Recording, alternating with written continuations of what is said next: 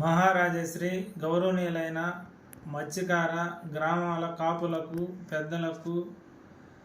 B Govindu నమస్కరిస్తూ తెలియజేయనది ఏమనగా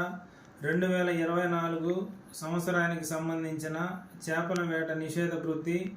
ఇంతవరకు మంజూరు చేయలేదు. గత సంవత్సరం అక్టోబర్ 28వ తేదీన నెల్లూరు జిల్లా కలెక్టర్ గారికి మరియు డిసెంబర్ 13వ తేదీన మంగళగిరి జనసేన పార్టీ కేంద్ర కార్యాలయం వద్ద జనవాణి కార్యక్రమంలో కూడా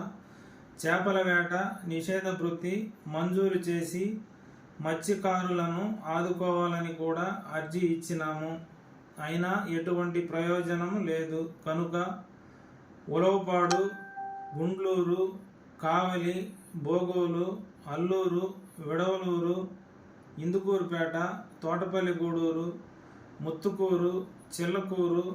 కోట, వాకాడు మండలాల్లోని మత్స్యకార గ్రామాల కాపులు పెద్దలు ఈ విషయంపై స్పందించి మనం ఏ విధంగా ముందుకు వెళితే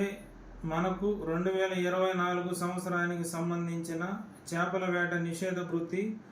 మంజూరు అవుతుందని మీరు భావిస్తున్నారో మీ యొక్క సలహాలు సూచనలను ఈ వాట్సాప్ గ్రూప్ ద్వారా తెలియజేసి మీ సలహాలు సూచనలతో మనమందరం కలిసి 2024 సంవత్సరానికి సంబంధించిన చేపల వేట నిషేధ వృత్తికి మంజూరుకు కృషి చేద్దామని